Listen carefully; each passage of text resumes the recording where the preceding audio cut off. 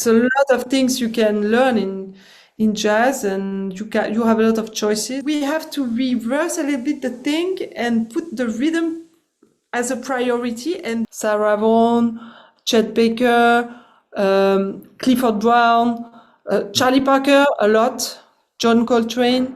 And I discovered, and I thought, wow, what's that way to play? It's very exotic. Yeah. And we will do again rhythm. I think I never stop, never stop. Nice. The melody should be built from the rhythm, from the rhythm, from the rhythm. No right answers. Never stop. The rhythm, the rhythm. No right answer. No right answer. Keep going.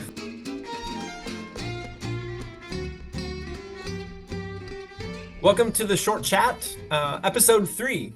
Today I am talking with Eva Slongo, violinist, Swiss-French-based violinist. Eva, thank you for your time. Thank you. Hello. Great. So we have the pleasure here in Portland, Oregon, to host Sam Farthing, Jimmy Grant, and as it turns out, you are one of the friends, the guests. So we're very excited to have a chance to hear you play again here in Portland. So question number 1, how did you find your way to the music of Stéphane Grappelli, Django Reinhardt, and the related musical cultures? I discovered Stéphane Grappelli when I was watching to a documentary about Yehudi Menuhin. Ah, yes. Yes, and just by coincidence, they were playing with Stéphane Grappelli like 30 seconds, and I discovered, and I thought, wow, what's that way to play? It's very exotic.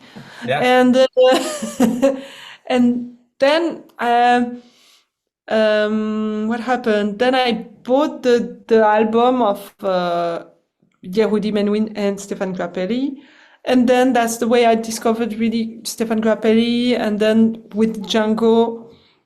And then I listened a lot. I was studying classical in the conservatory, and there was a jazz double bass teacher that told me to listen a lot of Django and Grappelli music. So during 1 year, I really did it a lot.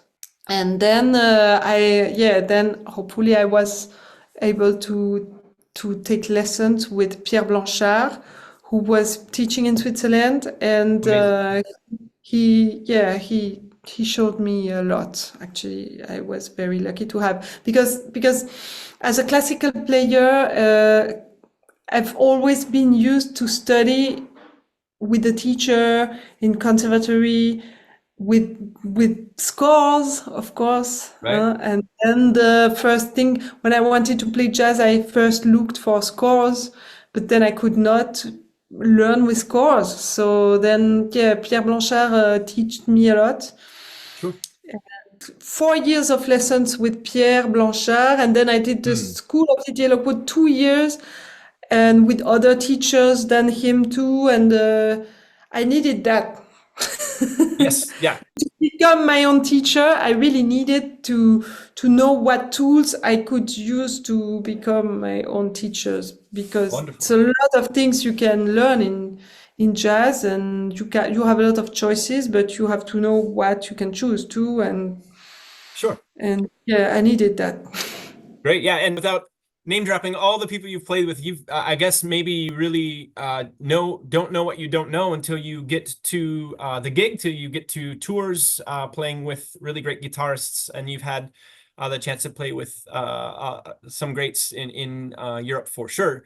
I kind of want to focus on something you've already said.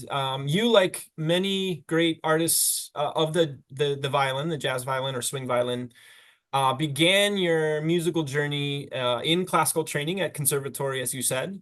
You and I had a chance recently to discuss some of the details that are necessary for that sort of transition or extending your classical technique towards the path of playing jazz with the violin, right? So things like the time feel is new and different. Articulation and accents are different. The tone you're choosing, the vibrato you're choosing, of course, swing, the use of the bow, swing bowing, and say something like ghost notes. So you are a successful educator in your own right now, online and otherwise. Which of those details or those skills that I just sort of mentioned quickly, do you think is really important for your students? Rhythm, swing. Yes, okay. Yeah. Yeah, because actually, the violin players come always with wanting to play more notes and asking what note I can play and stuff. And they usually already know what note, some notes to, maybe not everything, because there are lots of possibilities, of course, but they usually already know something to play. They already have some note to play, but they are not in time. And then for me, it's not useful to learn more about more notes without having the good time. And I think in swing and jazz, it's really another rhythm language. And for me, it's very important to dive into that because as classical musicians, we have other habits. Rhythmically, we really have other habits, and the melody is always the priority. And we have to reverse a little bit the thing and put the rhythm as a priority, and then the melody should be built after the rhythm, coming from the rhythm. Right. Okay. Yeah. And so that's what I teach a lot, and that's why I always make my students do a lot of rhythm exercises. I started to teach group lessons online now 3 years ago. And then during a couple of months, I was doing these rhythm exercises, and then I stopped to do them. And I just was teaching about which note to play, arpeggios, scales. And then after a few months after again, I did some individual lessons with everyone from the group lessons. And finally, I was teaching just swing feel all the time to everyone. Right. So I thought, okay, we will do again rhythm. I think I never stop. Nice. because really this was and I had some virtuosos. I had to make them walk and with the feet like that and play at the same time because they were not able to play with the metronome. And so every 2 weeks they have rhythm first, and this is the thing. And then arpeggios sometimes, and sometimes other stuff too. A lot of arpeggios. This is very important too, to learn a tune, to be able to play the arpeggios. But first, the rhythm. Right. If you want to play with drummers, you need to do a little bit of basic exercise they do too. At least a little bit, and Right. What we do is already not very complicated. The drummers go a lot more far away, but at least to have something, some basic stuff they do too. Why would not we? What would we just learn notes? We Sure. need to really do drummer exercises too. Sure. And that makes sense. Talking to other professional violinists who play manouche or jazz in general, it's interesting how many of them actually have taken drum lessons, just even fundamental drum lessons, or play rhythm guitar in a way to sort of reinforce the time feel, the swing, and steady rhythm. So I know there's some folks at Lockwood School who started on drums, right? For example, as young kids before, right? So. Yes. So that's a sort of like a unifying way of thinking about improvisation on the violin is through the time feel and swing rhythm. And I did really my method also inspiring me from the drummer of the school of DJ Lockwood, we were doing that kind of exercises, but with the voice. Ah, And then I adapted, but Pierre Blanchard was doing that kind of exercises with me too, with Ghost Note, but I readapted more and spent still more time on this, very nice. because if we don't do it as violin player, it goes away because Right. I still do these exercises with my students, and I try to do it and I try to place each note. I still try to do it good, even Sure, the sure. very easy exercise when I show my students. I try to, and I struggle sometimes still, I try to do Yeah. it. If I really try to be in the detail with the rhythm, I still need to do an effort. It's a For your own constant. playing, you mean? Yes. Mhm, exactly. Amazing. That's great. Well, I'm a violinist as well, so this conversation is a little more violin nerdy, perhaps. But third question here: your current projects, whether it's concerts or albums that you've recorded, are really quite varied. You play with different ensembles, not even necessarily jazz, almost more classically directed, or jazz and classical together. I see you playing with folks in Sweden or in Italy or Netherlands, France, the United States.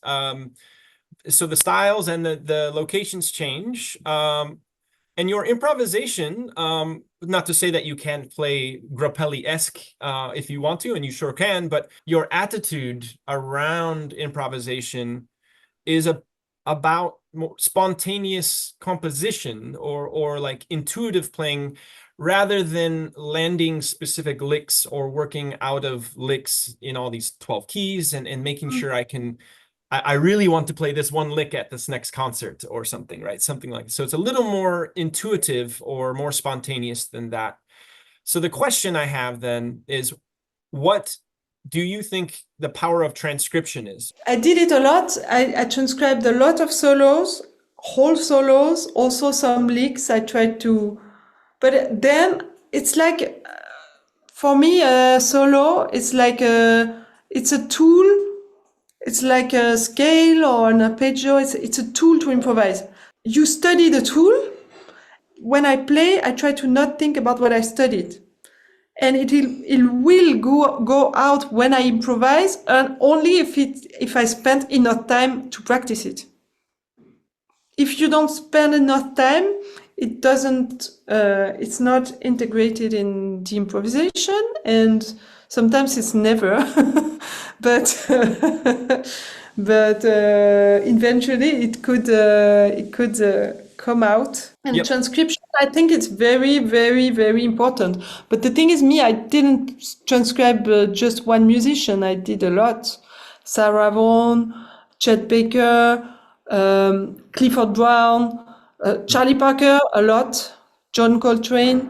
My favorite musicians are Keith Jarrett, John Coltrane, Charlie Parker. I did a lot, and recently I practiced some bebop tunes with students online. So I practiced myself again too, Sure. and and again it changed some things in my playing too.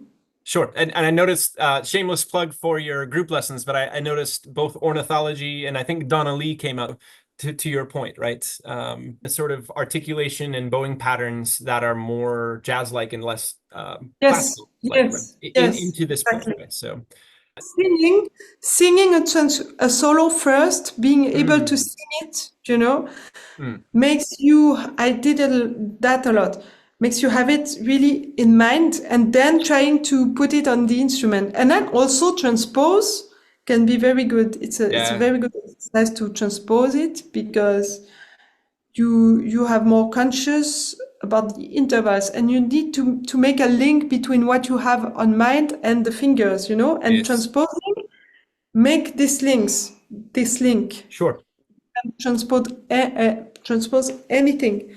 But sure. yeah, a solo or lick, a good bebop lick, and then you transpose it. It's good, and then you can use it also. You have more chances to make it come out when you improvise, when Yeah. if you transpose and you practice in every key. And as you said, if it doesn't come out ever, that's okay too. There's still value, to your point. There's a value in doing these transcriptions, right? In ways that you may not even.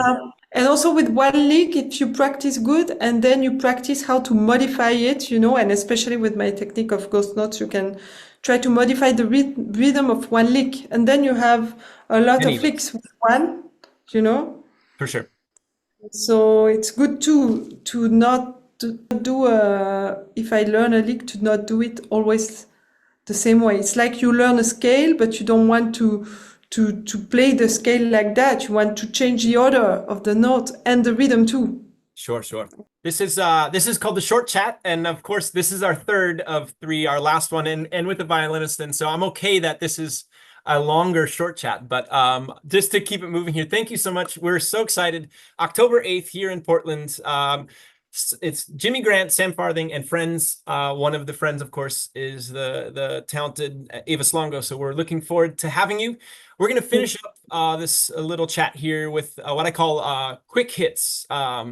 And most of these you've gotten ahead of time. The last one will be a surprise to you. So, and again, there's no wrong answers. This is more fun. So here comes quick hits to finish out.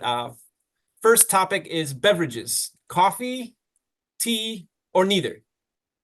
Coffee. American swing era bands: Count Basie band or Duke Ellington's band? Count Basie. Count Basie. Superhero superpower: able to fly or invisibility, to be invisible? Fly.